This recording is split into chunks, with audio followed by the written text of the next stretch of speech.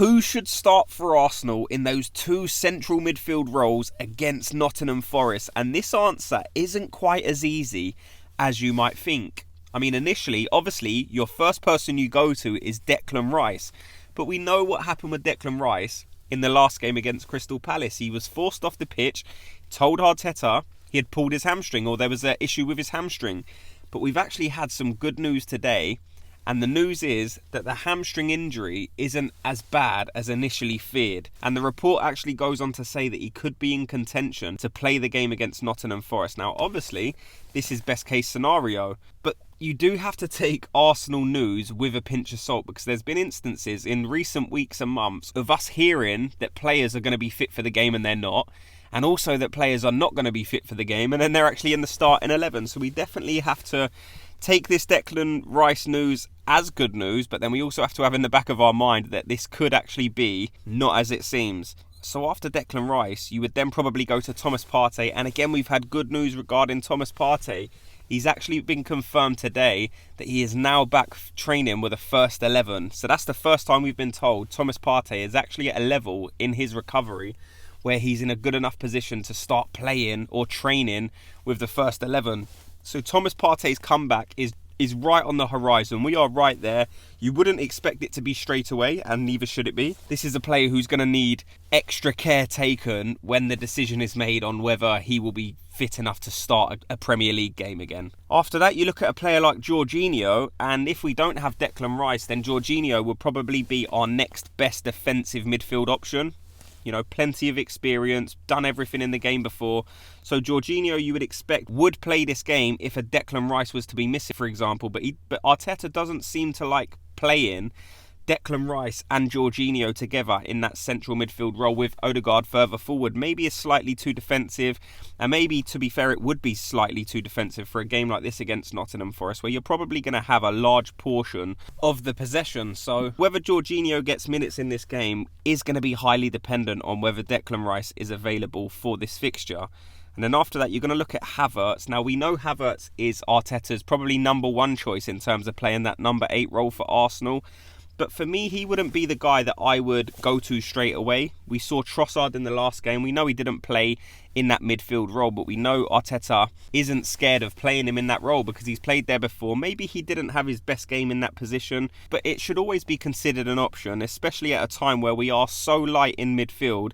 Having a player like Trossard available to play in that number 8 role maybe isn't the worst idea in the world. But again, I wouldn't go for Trossard in that position. The player I would play in this position would be Emile Smith Rowe. I think it's about time now we give Emile Smith Rowe a run of games again so we can finally find out if this player is up to the standard needed to play first team football for Arsenal. In my opinion, he's good enough to be a Premier League player, but is he good enough to start for Arsenal? You know, there's a difference in being a good Premier League player and being a real high level elite Premier League player. And I think Emile Smith Rowe definitely has the potential. If we're looking at his last 3 seasons though, he's been plagued with injury, and I think that's been a massive problem with Emile Smith Rowe. So this season so far, he's only managed 7 games in the league. Last season as well, 12 games in the league. So you can't get going as a player if you're constantly battling injury. And I think that is something Emile Smith Rowe has had to deal with more than most players in the Premier League. And that's really pushed him off track, because the season before that, he had 33 games and he managed 10 goals. So that was 3 years ago. So he was even younger. He was a teenager putting up them kinds of numbers. So there's no one out there that can tell me that Emile Smith Rowe doesn't have the potential to play for Arsenal. If you're a kid putting up them kind of numbers, then you definitely should be given your chance again when you are fit enough. But that's the problem with Emile Smith Rowe. He hasn't had the fitness needed to really grasp onto any positions when the opportunities have come up for a spot to be available in this Mikel Arteta team. Because that is how a lot of these younger players usually get opportunities in football. There's usually a big team with an injury crisis, and then they're forced to use the younger players. They come in and do well, and then they're integrated into the first team. And that's what happened initially with Emile Smith Rowe. Arsenal was maybe having some injury concerns. Emile Smith Rowe was brought on and he played unbelievably. So then he starts getting integrated into the first team. But with these regular injury occurrences, you might find that even though Emile Smith Rowe might be good enough, he's never actually fit enough to grab the opportunity when one comes available. And that would be massively frustrating